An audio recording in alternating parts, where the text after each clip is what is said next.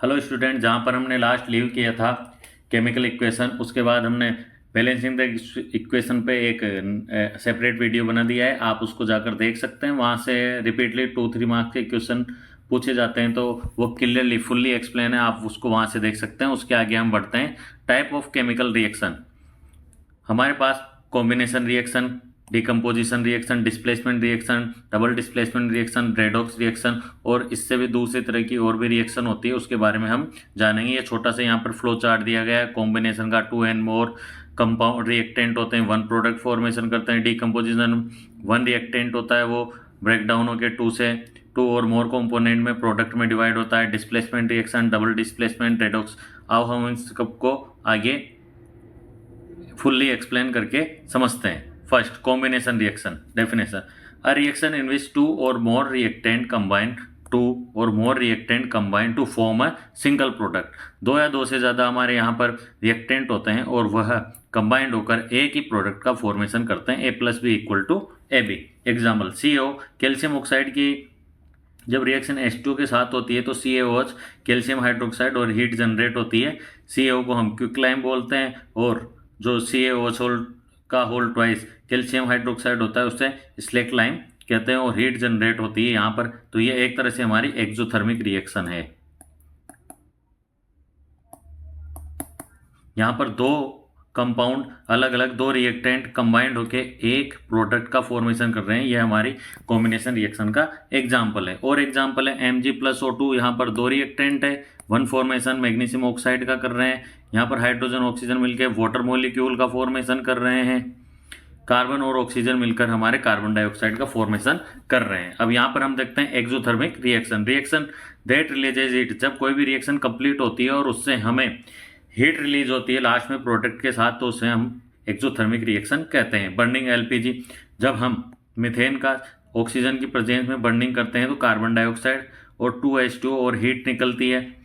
यह एक तरह से यहाँ पर हीट रिलीज हो रही है, तो यह एक्सोथर्मिक रिएक्शन है। रेस्पिरेशन, ये एक मोस्ट इंपॉर्टेंट रिएक्शन है जो बार बार पूछा जाता है कि ये एक्सोथर्मिक है या एंडोथर्मिक है। जब भी हम रेस्पिरेशन करते हैं तो हमारा ग्लूकोज ऑक्सीजन से रिएक्ट करे carbon dioxide, water and energy का फॉर्मेशन करता है। तो यह रेस्पिरेशन हमारी एक एक्सोथर्मिक रिएक्शन होती है। इसी के अलावा एक और रिएक्शन होती है डिकम्पोजिंग, वो भी हमारी एक्सोथर्मिक रिएक्शन में ही आती है। वाइट वॉशिंग हम कैल्शियम ऑक्साइड का यूज करते हैं। जल वाटर के साथ जब रिएक्ट कर दिए कैल्शियम हाइड्रोक्साइड फॉर्मेशन करता है। जब कैल्शियम हाइड्रोक्साइड में एक्सेसिव क्वांटिटी में CO2 फ्लो कराई जाती है तो वहाँ पर CaCO3 का फॉर्मेशन होता है। यह CaCO3 कैल्शियम कार्बोनेट ही हमारे वाइट कोटिंग के यूज में आता है। Quick lime plus water become hot, यहाँ पर हीट रिलीज होती है और जो हीट रिलीज होती है उसे हम एक्सोथर्मिक रिएक्शन कहते हैं। डिकम्पोजिशन, सेकेंड रिएक्शन है हमारी decomposition reaction. Definition of reaction in which 1 compound break into 2 और मोर सिंपल सब्सटेंस, जहां पर हमारा एक रिएक्टेंट ब्रेक डाउन होकर 2 और मोर सब्सटेंस में डिवाइड होता है, उसे हम डिकम्पोजिशन रिएक्शन कहते हैं। AB यहाँ पर एक रिएक्टेंट है, वो A एंड B 1 और 2 कंपाउंड में अलग अलग डिवाइड हो रहा है, इसे हम डिकम्पोजिशन रिएक्शन कहते हैं। Types of decomposition reaction. Thermal decomposition, energy supplied, ऐसी रिएक्शन जिसको कंप्लीट कराने के लिए हमें एनर्जी बाहर से आउटर सोर्स से एनर्जी देनी पड़ती है, वो हमारी थर्मल डिकम्पोजिशन होता है। CaCO3 CO2, यहाँ पर कैल्शियम कार्बोनेट, कैल्शियम ऑक्साइड और कार्बन डाइऑक्साइड में डिवाइड हो रहा है, ब्रेक डाउन हो रहा है। यह थर्मल डिकम्पोजिशन का एग्जाम्पल है। Fe2FeSO4 ferrous sulphate, Fe2O3 SO2 यह इक्वेशन बार बार एग्जाम में repeatedly fill in the blanks में पूछी जाती है। इंपॉर्टेंट इक्वेशन है। यहाँ पर थर्मल डिकम्पोजिशन है। 2PbNO3 2PbO 4NO2, यहाँ पर भी हमारा थर्मल डिकम्पोजिशन है। यहाँ पर NO2 प्रोड्यूस, ब्राउन रंग की फ्यूम, ब्राउन रंग का धुआं निकलता है जो NO2 का स्मोक होती है। यह भी बार बार एग्जाम्पल हमारे NCERT में पूछा जाता है। Electrolytic decomposition, energy supplied through electricity. First equation में हम थर्मल एनर्जी प्रोवाइड करा रहे थे, यहाँ पर हम इलेक्ट्रिसिटी के थ्रू जो डिकम्पोजिशन होता है उसे इलेक्ट्रोलाइटिक डिकम्पोजिशन कहते हैं।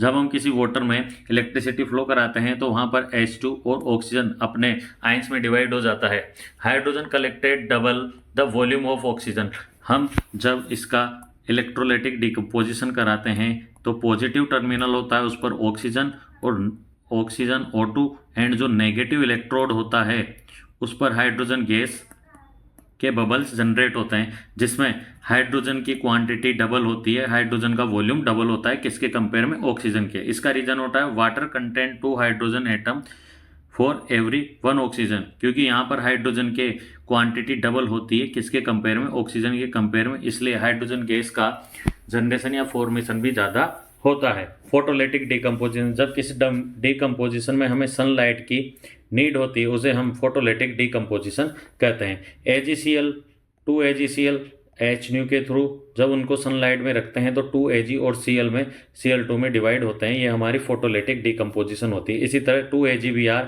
Ag और Br में डिवाइड होता है। यहाँ पर AgBr हमारे ब्लैक एंड वाइट फोटोग्राफी में यूज होता है, यह भी एक इम्पोर्टेंट क्वेश्चन होता है, 1 लाइनर में इम्पोर्टेंट क्वेश्चन है NCERT के लिए। अब नेक्स्ट चलते हैं displacement reaction.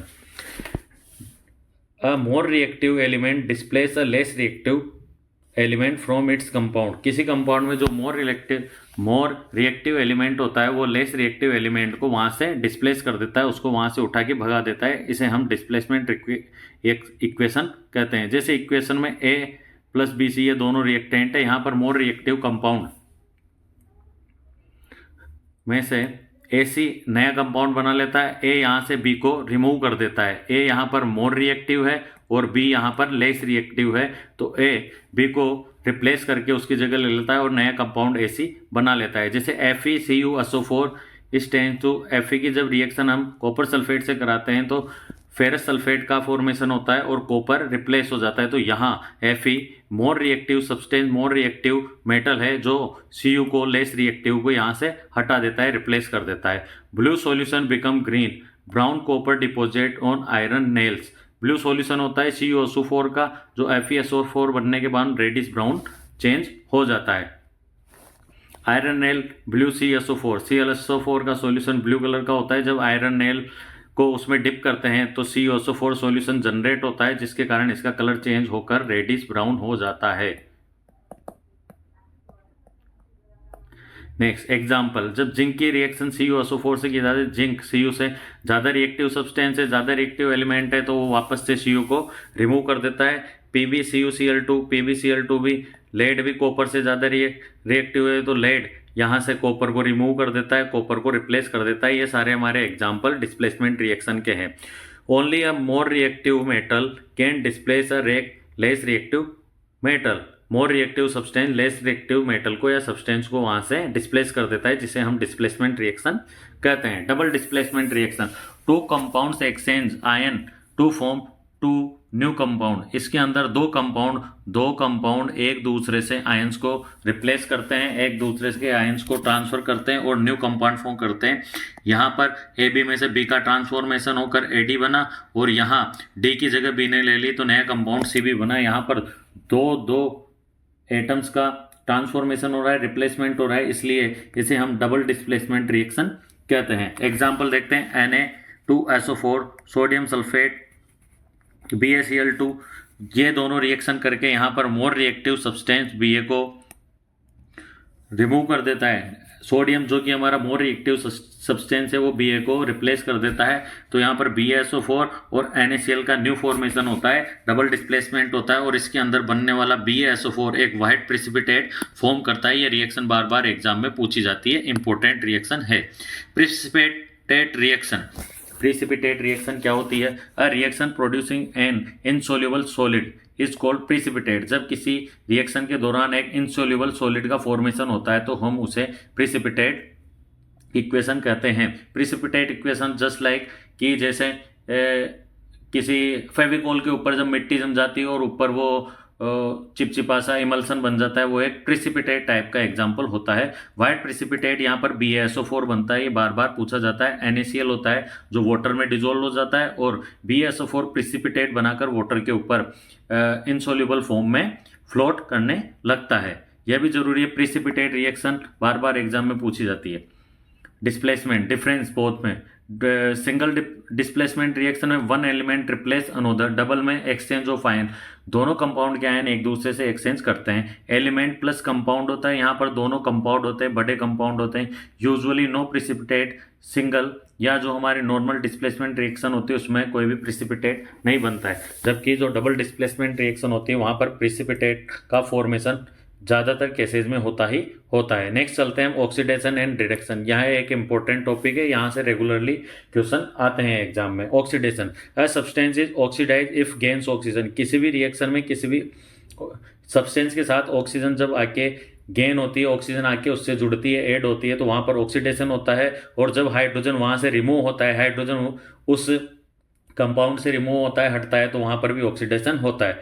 Gain of oxygen and lose of hydrogen is known as oxidation. Reduction, a substance is reduce when loses oxygen, किसी कंपाउंड में से ऑक्सीजन जब रिलीज होती है, हट जाती है, तो उसका रिडक्शन होता है, या उसमें हाइड्रोजन आके ऐड होती है तब उसका रिडक्शन होता है। दोनों एक दूसरे के अपोजिट होते हैं। एग्जाम्पल 2Cu + O2, जब कॉपर की रिएक्शन ऑक्सीजन के साथ कराते हैं तो यहाँ पर Cu होता है, यहाँ पर ऑक्सीजन का एडिंग हो रही है, ऑक्सीजन कॉपर के साथ ऐड हो रहा है, तो यहाँ copper gains oxygen, copper oxidise, copper का ऑक्सीडाइज हो रहा है। Cu + H2 = CuH2, यहाँ पर हमारा ऑक्सीजन रिमूव हो रहा है पर वो छूट के H2 से जाके जुड़ रहा है, यहाँ पर ऑक्सीजन हट रहा है, तो यहाँ पर रिडक्शन रिएक्शन, यहाँ पर Cu में रिडक्शन हो रहा है और H2 में ऑक्सीजन जाके जुड़ रही है और नया फॉर्मेशन H2O का हो रहा है, तो यहाँ H2 ऑक्सीडाइज हो रहा है।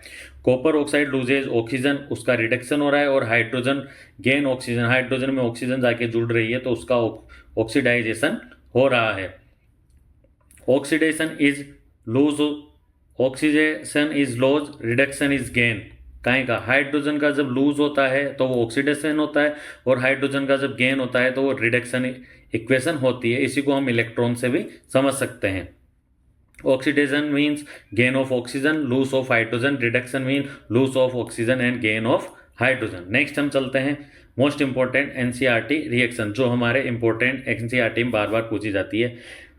कैल्शियम ऑक्साइड की रिएक्शन है, H2O से कराने पर हम कैल्शियम ऑक्साइड गेन होता है, ये एक कंपाउंड है, combination reaction. Mg + O2 MgO magnesium oxide, combination reaction. CaCO3 calcium carbonate को जब हीट दी जाती है तो CaO और CO2 में कार्बन डाइऑक्साइड में टूटता है, तो ये थर्मल डिकम्पोजिशन है। 2H2O = 2H2 + O2, ये इलेक्ट्रोलाइटिक डिकम्पोजिशन, जब हम इसमें इलेक्ट्रिसिटी फ्लो कराते हैं। 2AgCl 2Ag + Cl2, ये हमारे फोटोलाइटिक रिएक्शन है, जब हम इसको सनलाइट के बीच में रखते हैं तो ये डिवाइड होता है। FeCuSO4, Fe की रिएक्शन CuSO4 से कराते हैं तो डिस्प्लेसमेंट रिएक्शन है। Fe मोर रिएक्टिव होता है, जो कॉपर को रिप्लेस कर देता है।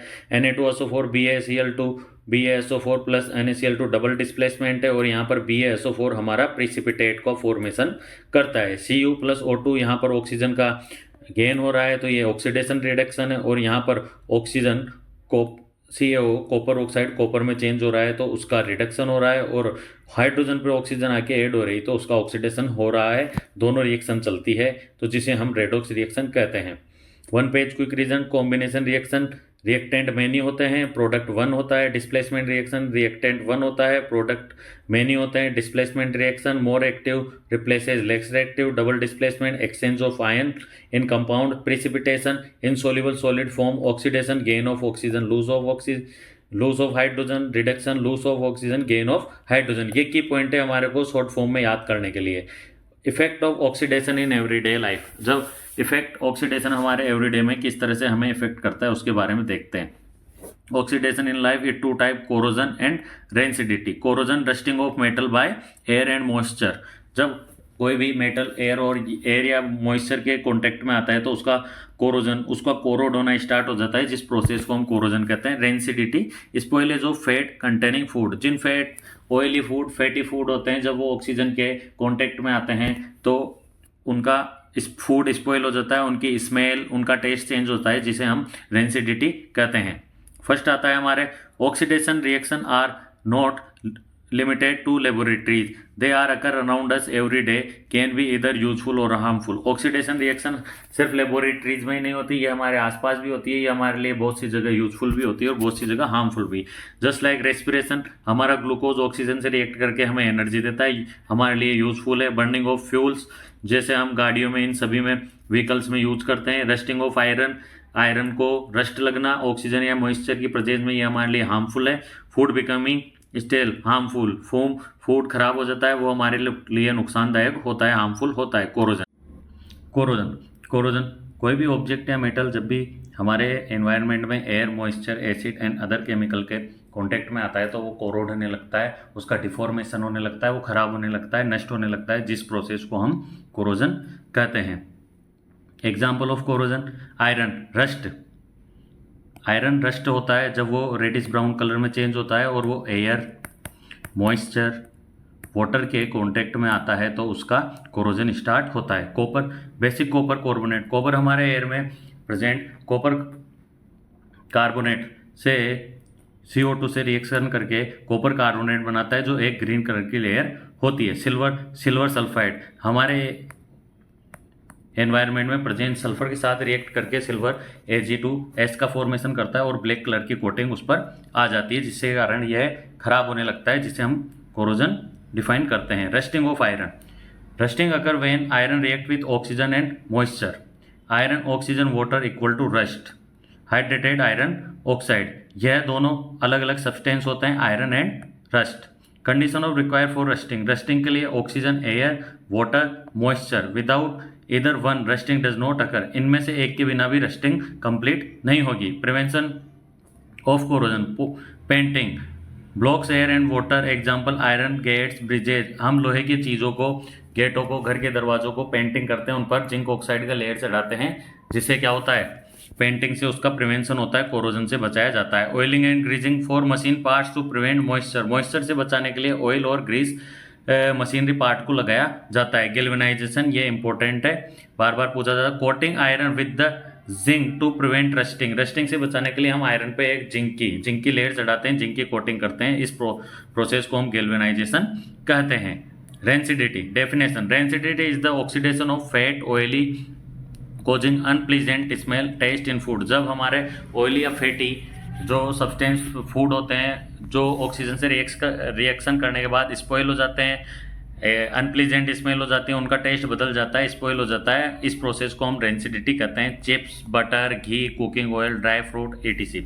Oil fat containing food exposure to oxygen, जब ये हमारे ऑयली फूड ऑक्सीजन के कॉन्टेक्ट में आते हैं तो ये ऑक्सीडाइज हो जाते हैं और उनका स्पॉइलेज हो जाता है। Prevention of rancidity, air tight container, हम जैसे हमारे घरों में होने वाले अचार, चिप्स, कोई भी तेल की चीज़ होती है उसको एयर टाइट बॉक्स में बंद करके रखते हैं। रेफ्रिजरेशन, लो टेम्परेचर पे स्लो ऑक्सीडेशन हो जाता है तो रेफ्रिजरेशन यूज में लेते हैं। एडिंग एंटीऑक्सीडेंट, BHA, BHT, ये केमिकल होते हैं जिनको एंटीऑक्सीडेंट की फॉर्म में यूज में लिया जाता है। नाइट्रोजन फ्लशिंग, ये इंपॉर्टेंट है, बार बार एग्जाम पूछा जाता है। Chips packet are flushed with nitrogen gas instead of oxygen, जो चिप्स पैकेट या पैकेट फूड होता है उनमें ऑक्सीजन का जगह नाइट्रोजन यूज में ली जाती है, क्योंकि nitrogen is less reactive than oxygen, nitrogen is less reactive and prevent oxidation of oil keeping chips fresh, इसलिए हम नाइट्रोजन का यूज करते हैं पैकेज फूड में।